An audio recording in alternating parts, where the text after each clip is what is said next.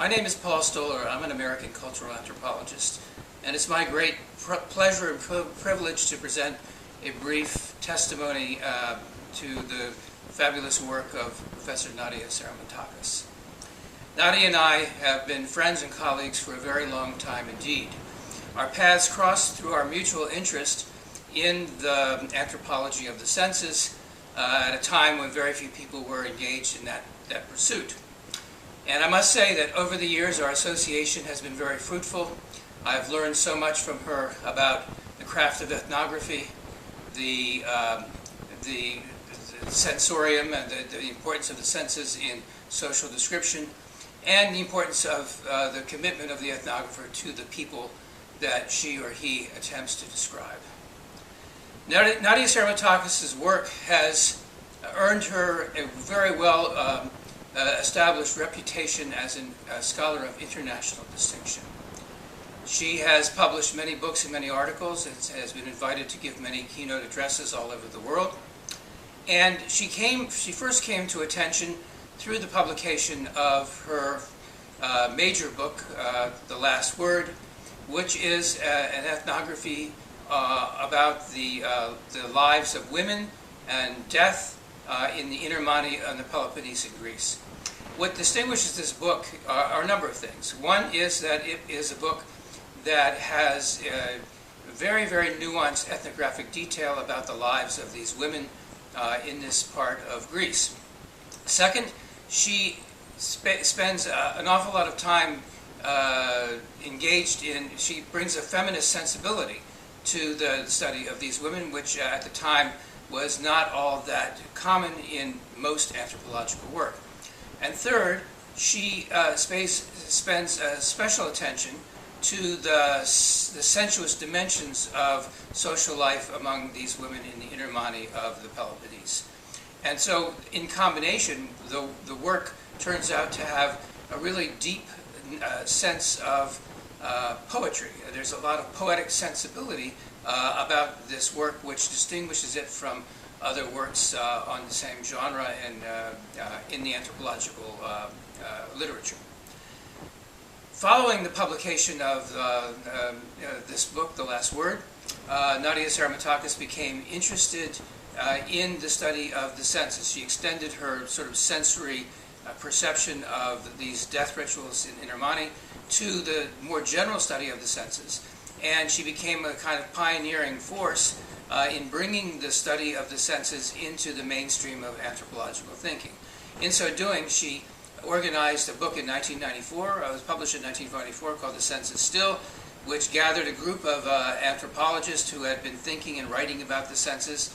And it was the first such book that was written about the senses. And what's particularly noteworthy about this book is that she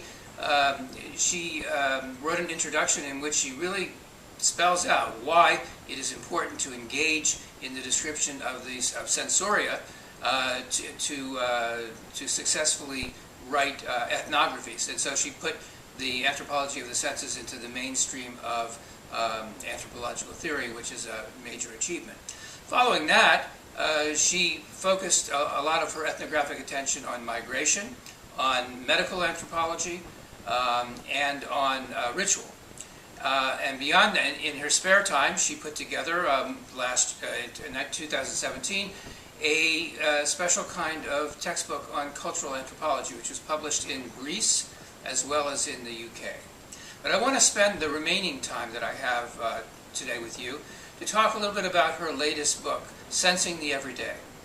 Here, Nadia Seremetakis takes her very keen ethnographic gaze to the study of a very difficult area, the everyday, because the everyday is very difficult to grasp. It's jagged, it's incomplete, there are many imponderables that assert themselves out in the everyday. And therefore, it is an area in which most anthropologists have not spent too much time thinking about or writing about due to its difficulty. And so she, in this book, does just that. And she does it in a very interesting way. She gives a musical structure to this book. And this has some history in literature, not so much in anthropology.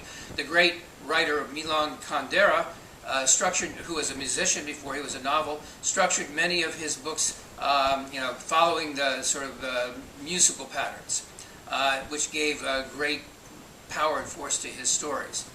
And Nadia Seremetakis does pretty much the same thing in this book. I see the Sensing the Everyday as a jazz composition.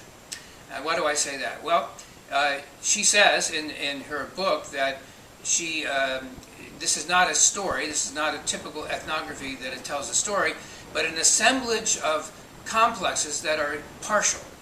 And she brings them together in a kind of jazz composition. And why do I say that? Because in a jazz composition you have an idée fixe, a central melody, which would be the everyday in the case of this book. And then jazz musicians do riffs, they do improvisations, going away from that melody, but then eventually coming back to it to complete the whole. And Nadia Seremetakis, in Sensing the Everyday, does exactly that.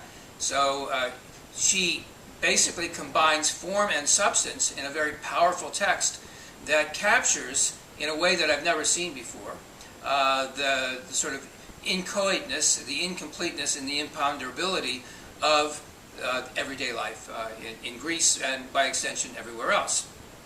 So in closing, I want to say that Nadia Seremetakis has given us a body of work which is substantial, innovative, creative, and original. And we should be grateful for that. Now, I certainly am. And beyond that, she is a model scholar. She's a one-of-a-kind scholar in the world. And I would say that she is rigorous. She's a keen observer. She's patient. She's committed. And beyond that, she has a generosity of spirit and a depth of commitment which is, quite frankly, enviable. So, in closing, I'd like to say thank you so much, Nadia, for your work and for your gifts to us. And the work must continue. Thank you so much.